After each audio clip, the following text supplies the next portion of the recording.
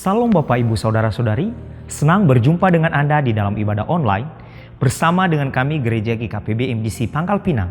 Bila ibadah ini telah menjadi berkat bagi Anda, silakan Bapak Ibu Saudara-saudari untuk membagikan ibadah ini kepada keluarga, teman, atau kerabat Anda.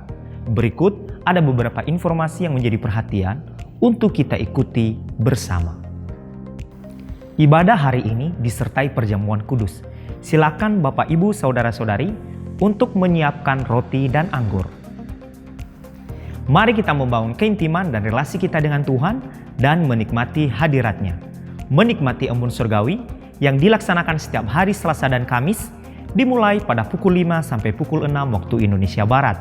Doa meneduhkan jiwa diadakan setiap hari Rabu, dimulai pada pukul 11 sampai pukul 12 waktu Indonesia Barat. Dan doa malam diadakan setiap hari Jumat, dimulai pada pukul 19 sampai 20.30 waktu Indonesia Barat, yang dilaksanakan secara online melalui Zoom Meeting. Dan seluruh kegiatan doa bergabung bersama MDC Prabu Muli. Kegiatan kesan diadakan setiap hari Selasa dan Rabu, dimulai pada pukul 19 waktu Indonesia Barat. Bisa dilaksanakan secara onsite atau secara online, namun tetap mengikuti protokol kesehatan. Untuk info lebih lanjut, silakan menghubungi ketua kesan masing-masing. Bagi Bapak, Ibu, Saudara-saudari yang akan memberikan persembahan umum, persembahan persepuluhan dan persembahan misi, dapat mentransfernya ke rekening BCA dengan nomor 041 5675 777 atas nama Gereja Kristen Perjanjian Baru, dan ke rekening Mandiri dengan nomor 169 001 0607 080 atas nama Gereja Kristen Perjanjian Baru, atau men-scan QR Code dengan menggunakan aplikasi digital yang tertera di layar. Persembahan pembangunan dapat ditransfer ke rekening Mandiri dengan nomor 169 004 000 0488 atas nama Gereja Kristen Perjanjian Baru, atau ke rekening BCA dengan nomor 041 4722 888 atas nama Gereja Kristen Perjanjian Baru. Bagi Bapak, Ibu, Saudara-saudari yang membutuhkan pelayanan dari gereja, dapat menghubungi nomor berikut. Untuk mengetahui info lebih lanjut tentang Gereja GKPB MDC Pangkal Pinang, Bapak, Ibu, Saudara-saudari dapat mengikuti Facebook dan Instagram MDC Pangkal Pinang atau mensubscribe akun YouTube GKPB MDC Pangkal Pinang. Demikian info tentang Gereja GKPB MDC Pangkal Pinang, dan selamat beribadah. Tuhan Yesus memberkati. Salam Bapak Ibu, Shalom. dimanapun Anda berada, mari kita memuji Tuhan, mari kita memuliakan Dia, sebab kuasanya sungguh besar dalam hidup kita. Hey!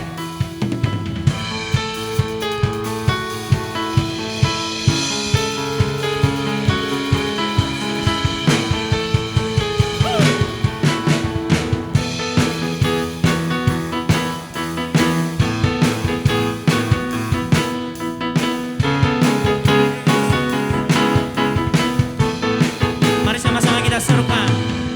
Tak pernah ku ragu akan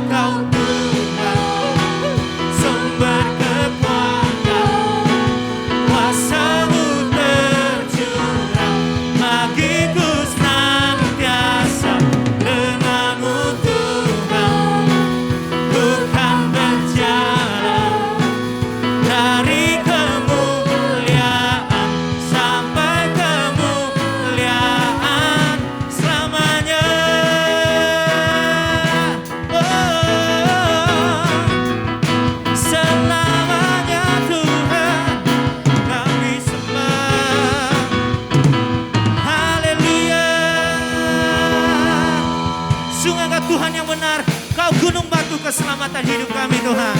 Hey.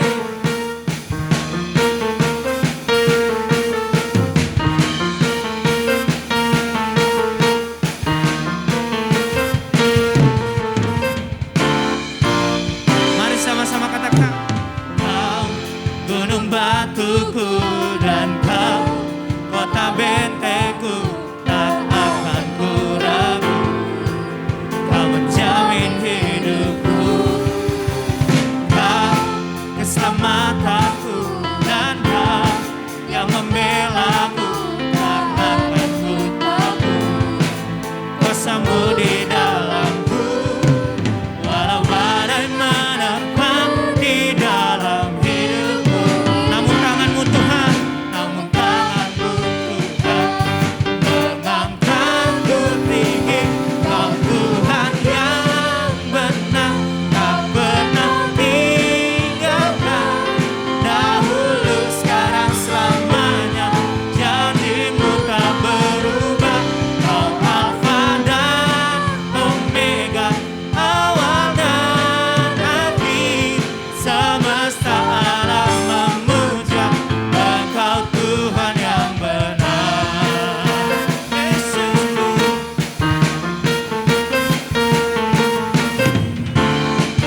katakan, Kau gunung batuku, Kau gunung batuku, dan Kau kota benteku, tak akan ku ragu.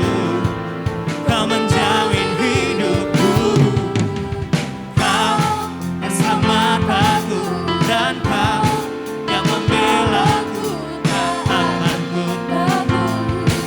Kuasamu di dalamku, walau badai dan menerpa di dalam hidupku. Namun tanganmu Tuhan, mengangkatku tinggi. Kau Tuhan yang benar, tak pernah tinggalkan. Dahulu, sekarang, selamanya, janjimu tak berubah. Kau Alfa dan Omega, awal dan akhir. Semesta alam memuja Engkau Tuhan yang benar. Oh, yang benar. Oh, ha.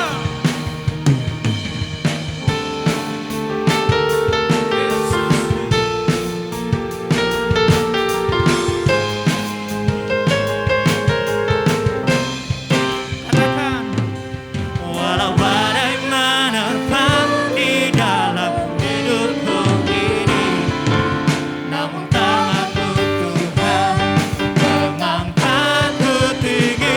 Kau Tuhan yang benar, tak pernah tinggalkan. Dahulu, sekarang, selamanya, janjimu tak berubah.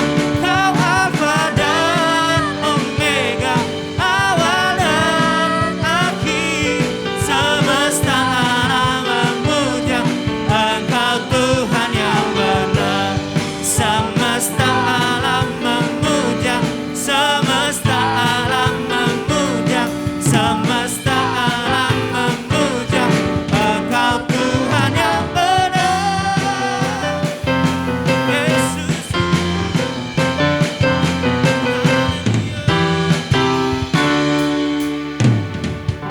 haleluya.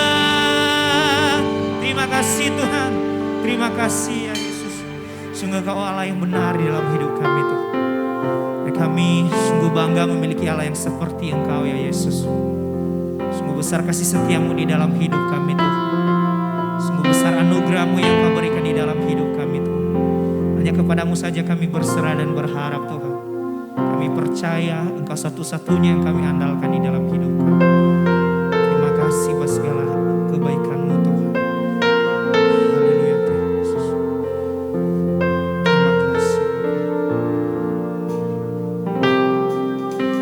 Sungguh besar setiamu, Kau nyatakan bagiku.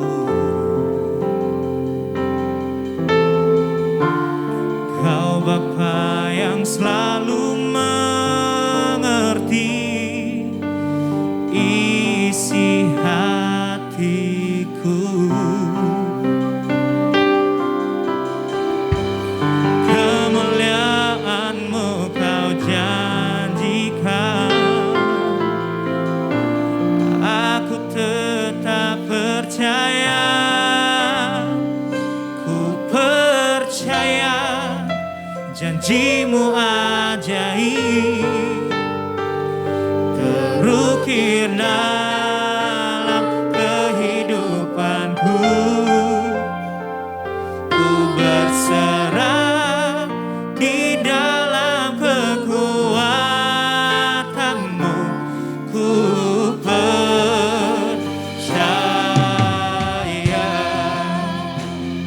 sebesar setiamu Tuhan, sungguh besar setiamu kau nyatakan Tuhan bagiku. Kau Bapa yang selalu mengerti isi hatiku. Thank you, Jesus. Kemuliaanmu kau jadikan. Aku tetap percaya, ku percaya janjimu ajaib kau ukir di dalam hidup kami Tuhan. Ukir dalam kehidupanku. Kami mau berserah, ku berserah di dalam kekuatanmu. Hanya kau segalanya bagiku. Ku percaya janjimu ajaib terukir dalam kehidupanku. Ku berserah di dalam kekuatanmu. Ku percaya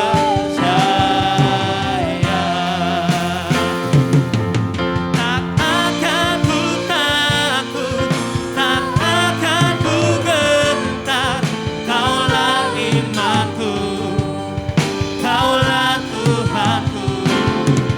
Tak akan ku ragukan kebaikanmu di hidupku. Ku percaya janjimu ajaib terukir dalam kehidupanku. Ku berserah di dalam kekuatanmu. Hanya kau segalanya bagiku. Ku percaya janjimu ajaib terukir dalam kehidupanku. Ku berserah di dalam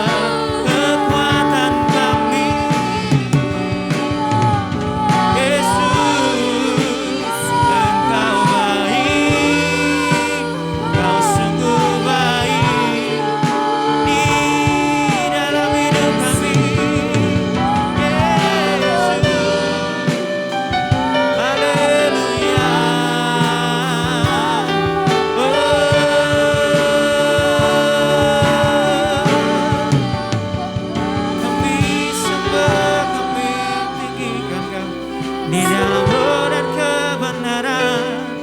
Tuhan Yesus, kami sembah Kau, kami tinggikan Kau, kami agukan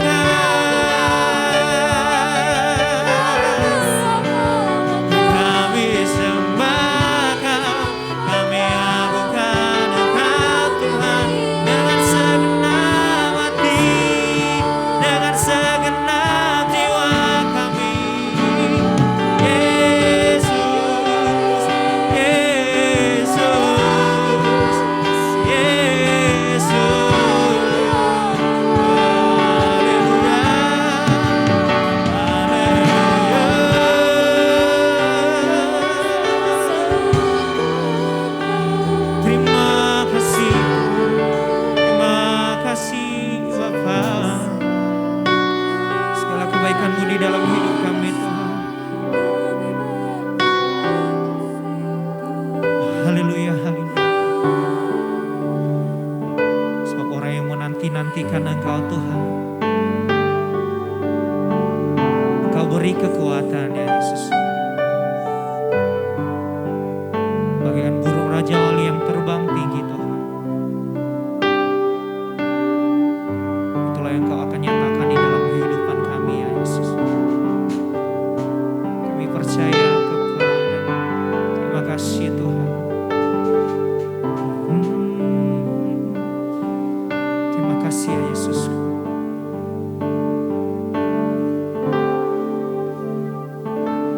Kini aku percaya tiada yang mustahil bagimu. Kuasa-Mu kuatkanku, dasarku berharap. Kini aku berserah pada rancangan-Mu bagiku. Ku ikuti panggilan-Mu, ku kan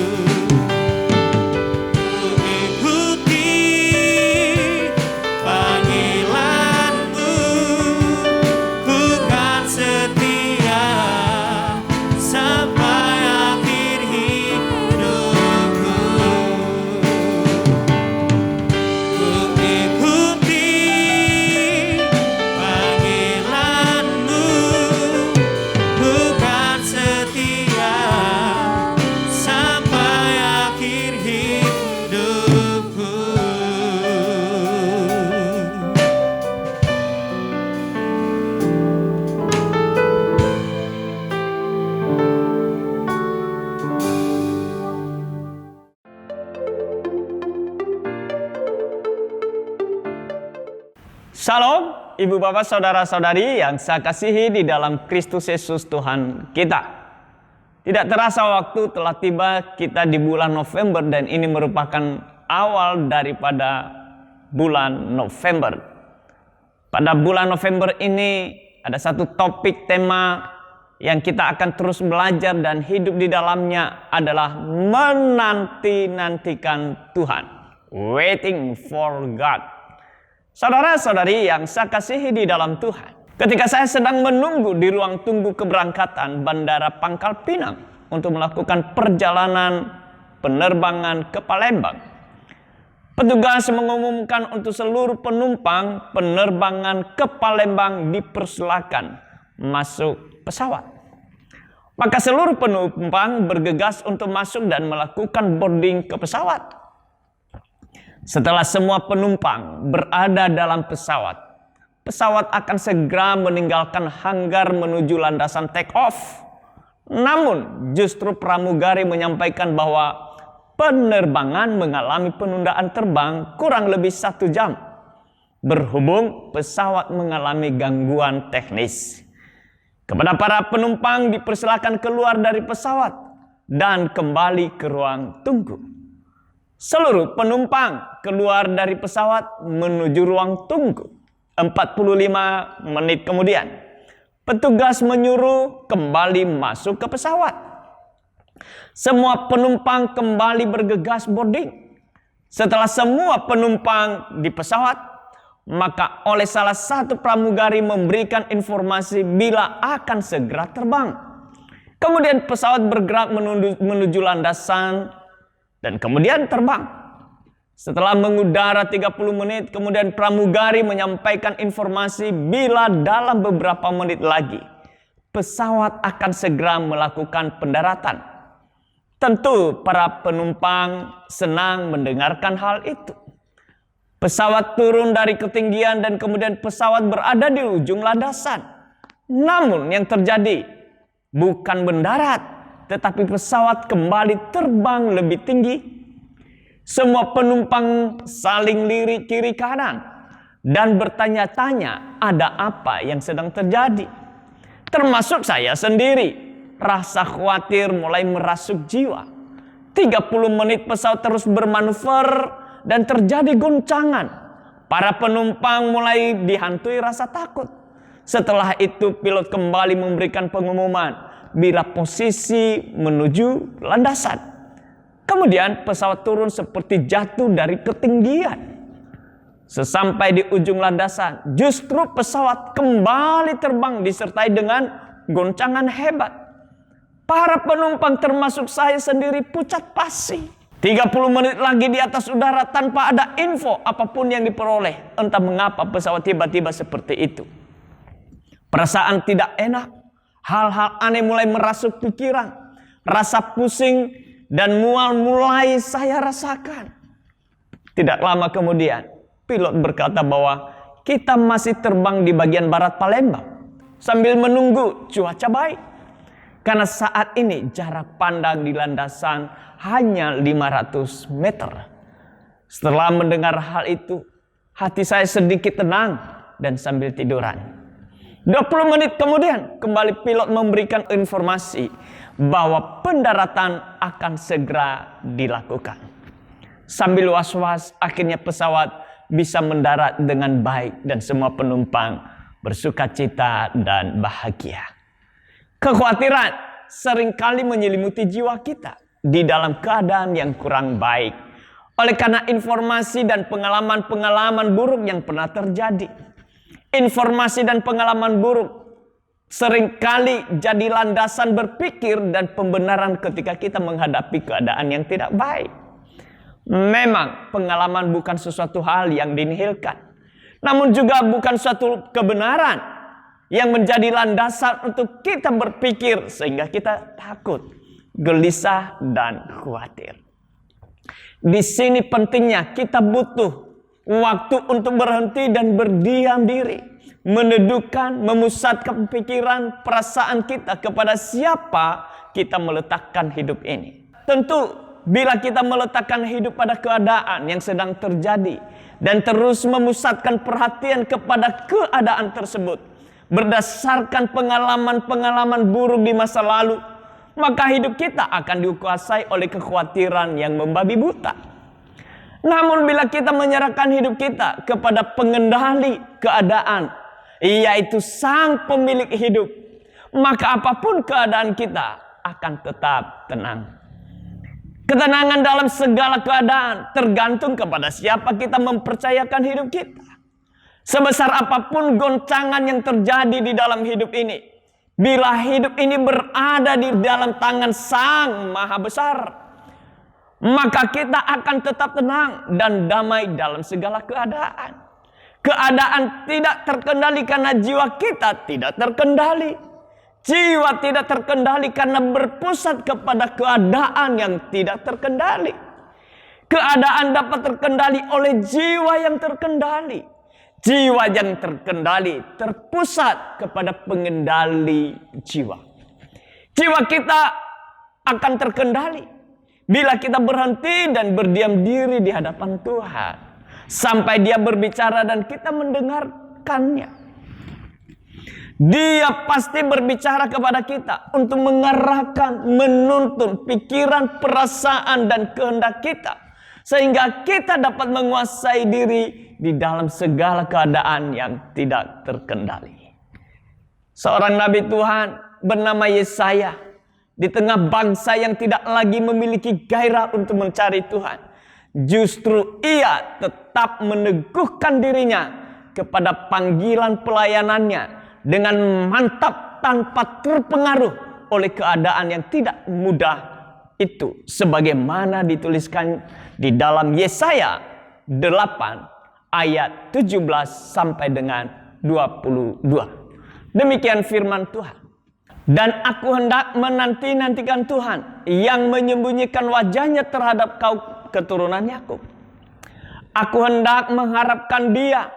Sesungguhnya aku dan anak-anak yang telah diberikan Tuhan kepadaku adalah tanda dan alamat di antara orang Israel dari Tuhan semesta alam yang diam di gunung Sion. Dan apabila orang berkata kepada kamu, mintalah petunjuk kepada arwah dan roh-roh peramal yang berbisik-bisik dan komat kamit, maka jawablah, bukanlah suatu bangsa patut meminta petunjuk kepada Allahnya?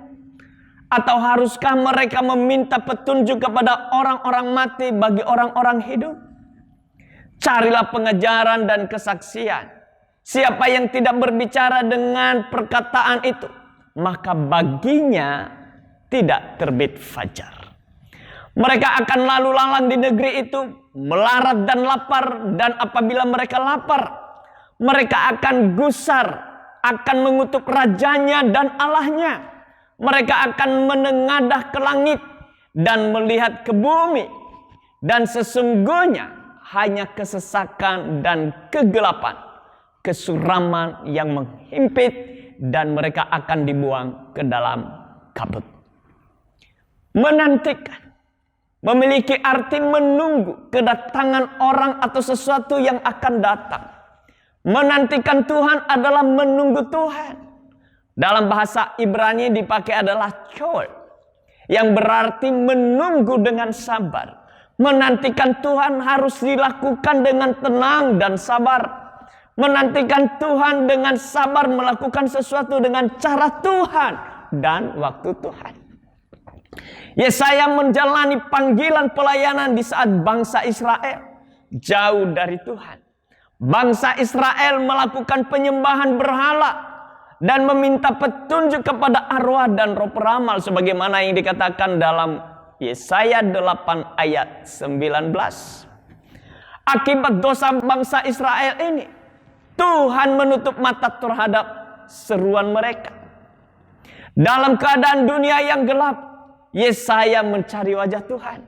Ia sadar bahwa Tuhan tidak berbicara kepada bangsa Israel, sehingga Yesaya merendahkan diri, memisahkan dari kehidupan dosa. Yesaya menanti-nantikan Tuhan dan mengharapkan firman-Nya. Bangsa yang hidup dalam penyembahan berhala membuat keadaan semakin buruk. Namun dalam situasi seburuk itu, justru Yesaya memperkuat dirinya dengan mendekat kepada Tuhan. Kadang situasi yang sulit menjadi alat bagi Tuhan untuk kita semakin dekat kepadanya. Walau kadang di situasi seperti itu rasanya tidak didengar oleh Tuhan. Disinilah dibutuhkan ketekunan, kesabaran, dan kesetiaan menanti-nanti Tuhan. Daud adalah orang yang berkenan di hati Tuhan. Hubungannya dengan Tuhan sangat dekat. Namun dia jugalah yang sering merasa Tuhan terasa jauh dan meninggalkannya. Misalnya dalam Mazmur 10 ayat 1, dia berkata, "Mengapa engkau berdiri jauh-jauh, ya Tuhan, dan menyembunyikan dirimu dalam waktu-waktu kesesakan?" Meskipun ada perasaan demikian, Tuhan sebenarnya tidak meninggalkannya dan juga tidak meninggalkan kita. Janji Tuhan tetap, "Aku sekali-kali tidak akan membiarkan engkau, dan aku sekali-kali tidak meninggalkan engkau." Hal tersebut kadang bisa terjadi berkali-kali dalam kehidupan kita. Doa-doa kita terkadang membentur langit-langit. Ayub pernah mengalami hal itu. Dia berkata, "Sesungguhnya kalau aku berjalan ke timur, ia tidak di sana. Atau ke barat, tidak kudapati dia. Di utara, ku cari dia, ia tidak tampak. Aku berpaling ke selatan, aku tidak melihat dia. Karena ia tahu jalan hidupku. Seandainya ia menguji aku, aku akan timbul seperti emas." Seorang pria bernama Bill Kovara suatu hari sedang memancing di Teluk Atlantic City, New Jersey. Ketika ia melihat sebuah kantong plastik mengambang di atas air, di dalamnya ia cukup kaget menemukan 300 surat doa yang dialamatkan ke pendeta setempat. Lebih mengagetkan lagi, ia menemukan kebanyakan surat tersebut belum dibuka sama sekali. Rupanya pendeta gereja lokal telah meninggal 2 tahun sebelumnya. Dan polisi berasumsi bahwa surat-surat tersebut telah dibuang sebagai sampah dari garasi si pendeta setelah rumahnya dibersihkan. Kebanyakan surat doa yang ditemukan ternyata sangat mengharukan. Suami atau istri yang terluka, anak-anak dan para janda yang berseru menantikan jawaban dan pertolongan Tuhan. Beberapa doa untuk sanak saudara yang menggunakan narkoba, terjerat judi, dan menjahati mereka. Seorang pria menulis satu surat dari penjara berkata bahwa ia tidak bersalah dan sangat rindu pulang ke rumah untuk berkumpul dengan keluarganya. Seorang remaja putri berdoa memohon Tuhan mengampuni dosanya dan memohon kesempatan kedua. "Tuhan, aku mengakui aku telah melakukan dosa aborsi. Aku telah membunuh satu malaikatmu." Tidak sehari pun berlalu tanpa ingatan dan rasa bersalah karena kesalahan yang telah ia perbuat. Bill begitu sedih membaca satu demi satu surat doa ini. Menurutnya semua telah ditulis dengan sia-sia, hanya untuk berakhir di laut lepas. Ia bertanya, berapa banyak surat doa semacam ini di seluruh dunia yang tidak pernah dibuka dan diperhatikan oleh seorang pun. Betapa sia-sianya doa-doa ini dituliskan. Setiap kita pun sesekali bisa merasa doa-doa kita sia-sia. Doa terasa berbicara kepada tembok, seperti berkata sia-sia kepada angin. Sudah lama berdoa namun tidak ada jawaban. Sudah banyak berdoa namun kehidupan tidak menjadi lebih baik seperti yang kita harapkan. Akhirnya kita pun sesekali dapat mengalami kemunduran rohani karena beban dan pergumulan hidup. Ketika pergumulan berat terjadi, kita berdoa sehari, 2 hari, seminggu, 2 minggu, sebulan, 2 bulan. lalu semuanya terasa sia-sia. Tidak ada jawaban yang kita temukan. Tidak ada titik terang untuk pemulihan.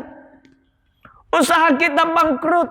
Kita menunggu pertolongan Tuhan memulihkan keadaan kita. Tetapi tidak terjadi. Bertahun-tahun merindukan kehadiran seorang anak. Tetapi tidak ada tanda-tanda kehamilan.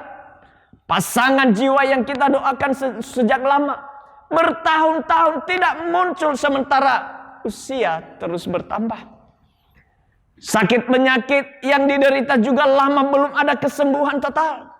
Pemulihan keluarga yang kita impikan juga tidak terjadi setelah bertahun-tahun hidup dalam ketegangan.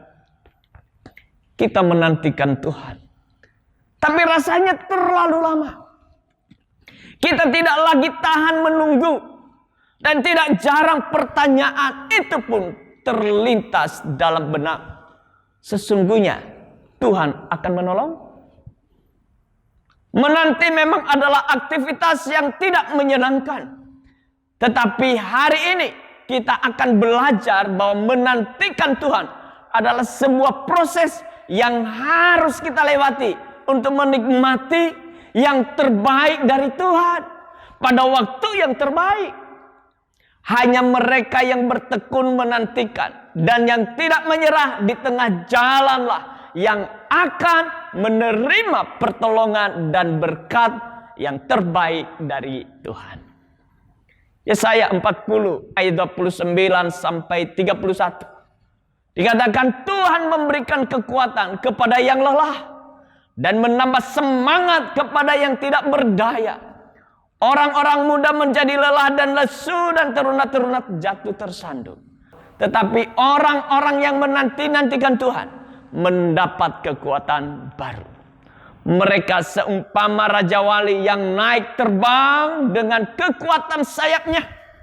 Mereka berlari dan tidak menjadi lesu. Mereka berjalan dan tidak menjadi lelah. Hal ini menggambarkan Tuhan sebagai Allah segala Allah.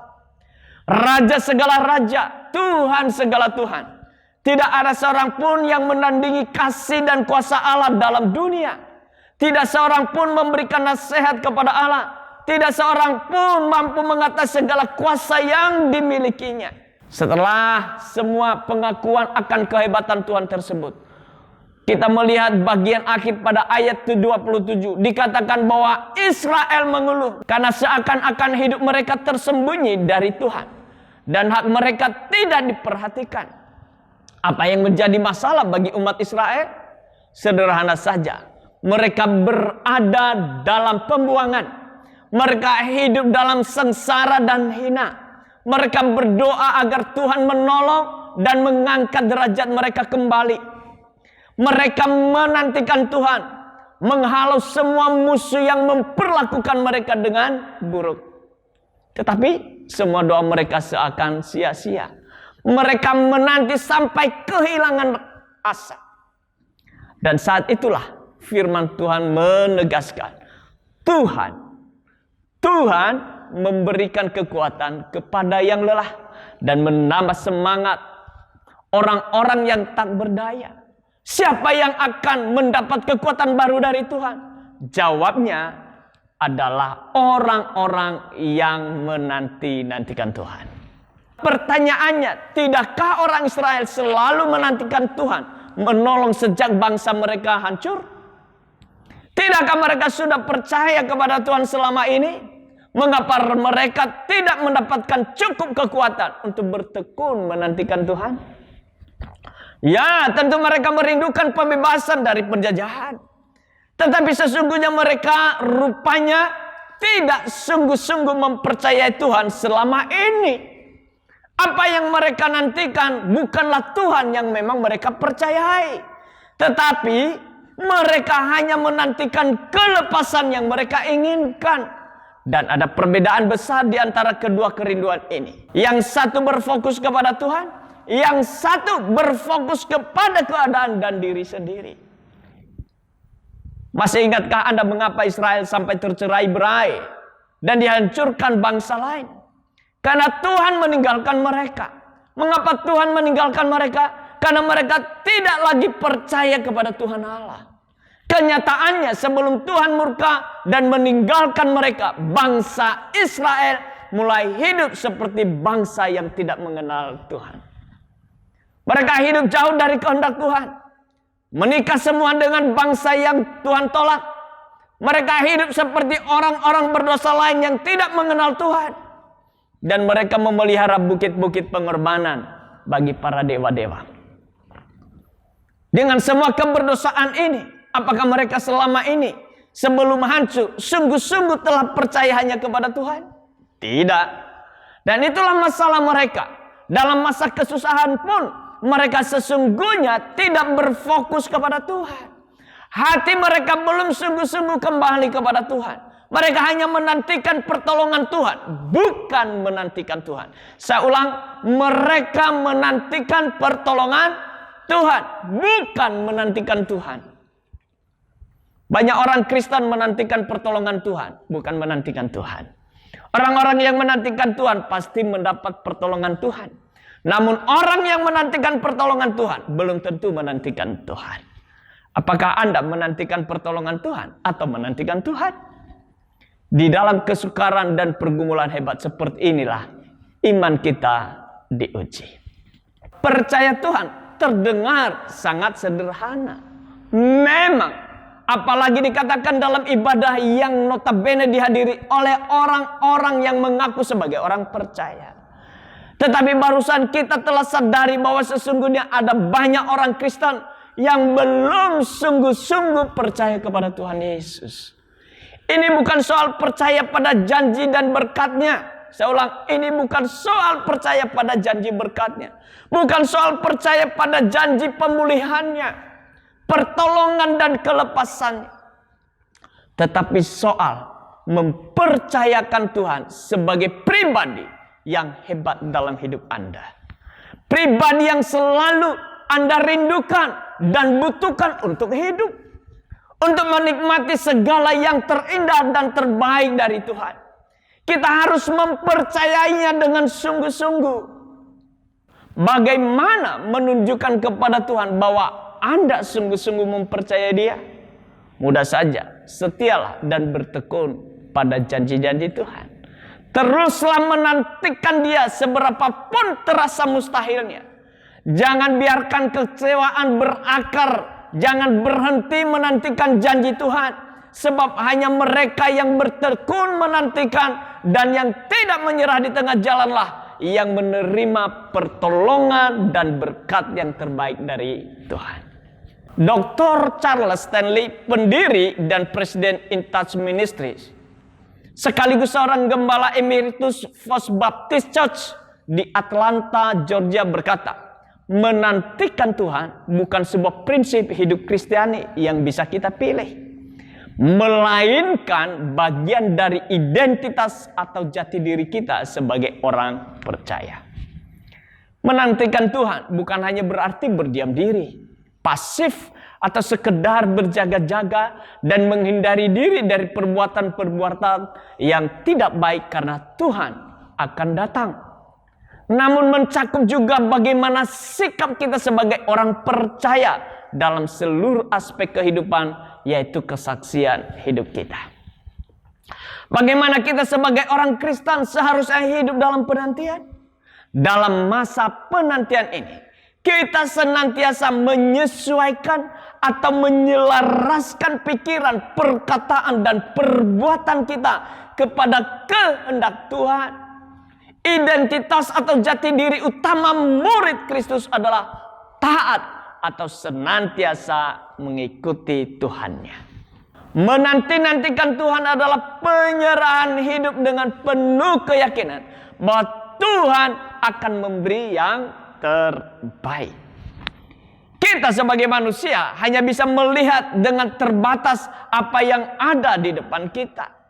Namun Tuhan melihat lebih jauh ke depan.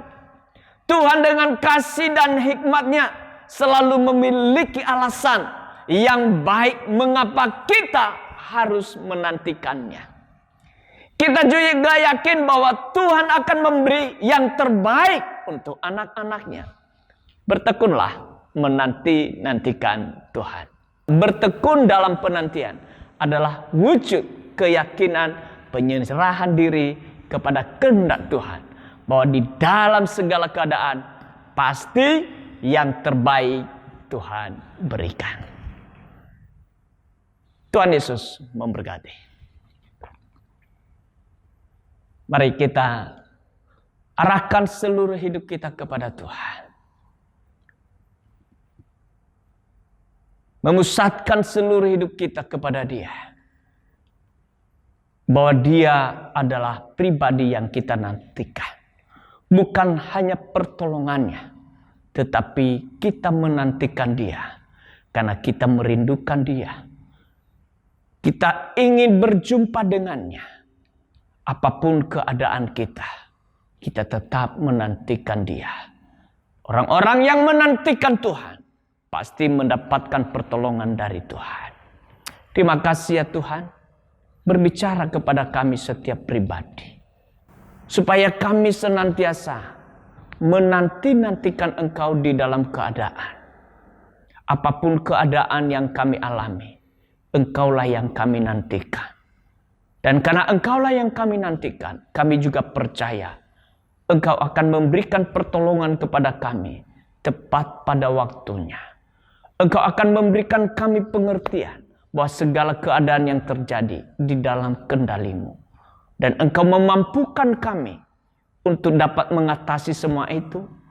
Karena Engkau dapat mengendalikan segala keadaan.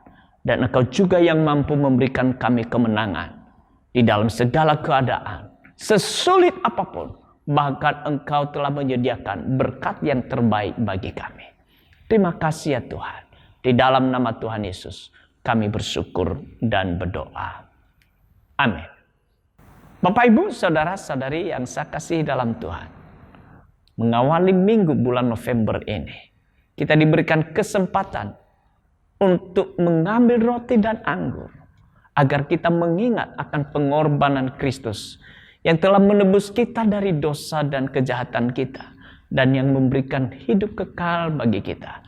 Dan Ia berkata, Ia selalu menyertai kita. Itu sebabnya setiap kali kita mengingat akan pengorbanan Kristus ini. Lewat makan roti dan anggur, kita diteguhkan untuk senantiasa mengikut Kristus di dalam segala keadaan. Mari kita mempersiapkan roti dan anggur untuk kita makan dan minum.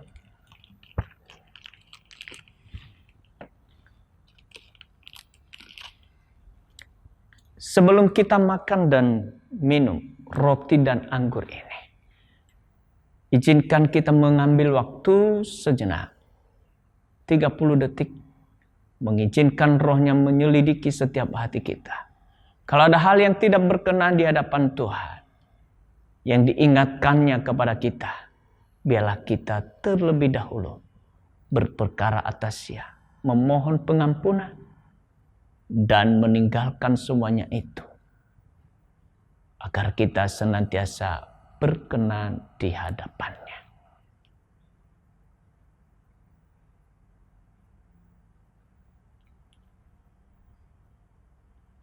Mari kita angkat roti ini. Sebab apa yang telah kuteruskan kepadamu, telah aku terima dari Tuhan.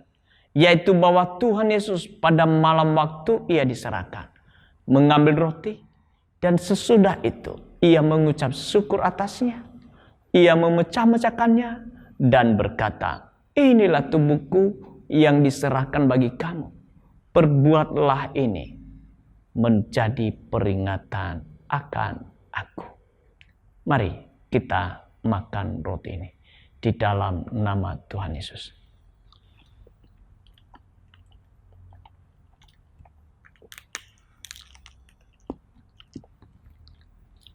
Mari kita angkat cawan ini.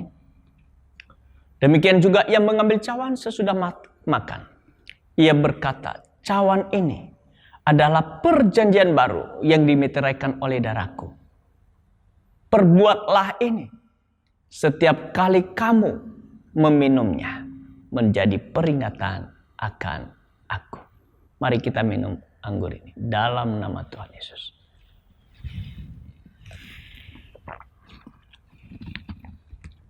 Mari kita bersyukur kepada Tuhan atas segala pengorbanannya. Mati di salib supaya semua dosa kita, keinginan daging kita mati adanya, dikuburkan. Dan kemudian 3 hari kemudian ia bangkit. Demikian juga setiap dosa kita telah dikuburkan olehnya. Dan kita hidup bersama dengan dia, yaitu hidup di dalam roh. Kami bersyukur ya Tuhan atas pengorbanan-Mu yang telah menyucikan dan menguduskan kami dari segala dosa dan kejahatan kami, dan memberikan kami hidup kekal serta menyertai kami sampai kepada kesudahan zaman. Dan Engkau membawa kami kembali ke rumah Bapa untuk kami bersama-sama dengan-Mu memerintah untuk selama-lamanya.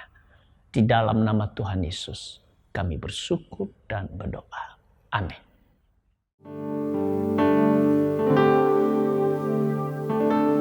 Kini aku percaya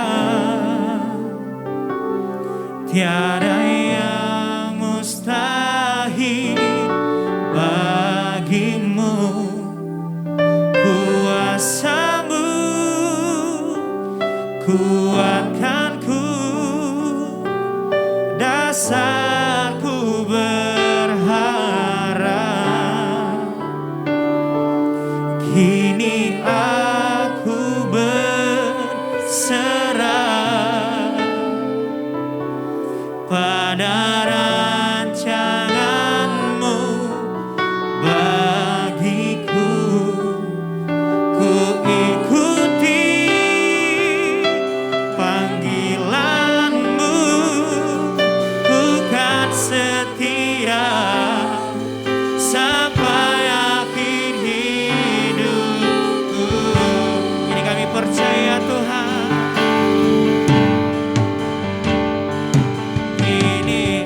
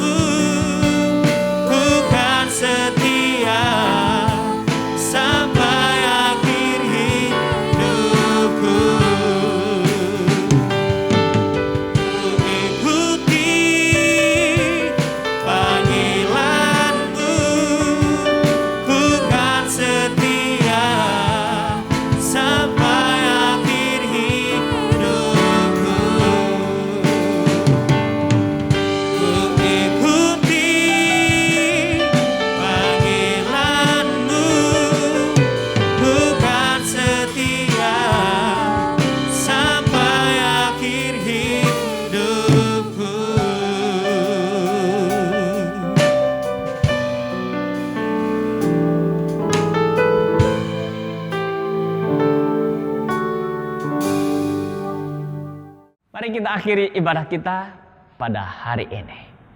Arahkan seluruh hidupmu kepada Tuhan.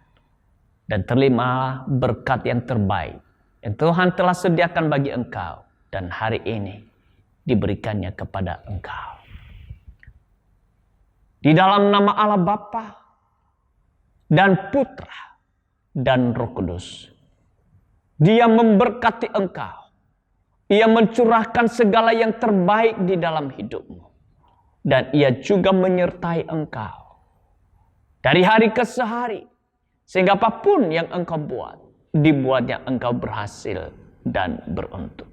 Tuhan memberkati engkau dan melindungi engkau. Tuhan menyinari engkau dengan wajahnya dan memberikan engkau kasih karunia-Nya. Tuhan menghadapkan wajahnya kepadamu. Dan memberikan engkau damai sejahtera. Hari ini sampai untuk selamanya. Di dalam nama Tuhan Yesus Kristus. Yang menerima berkat Tuhan berkata, amin. Selamat hari Minggu, Tuhan Yesus memberkati.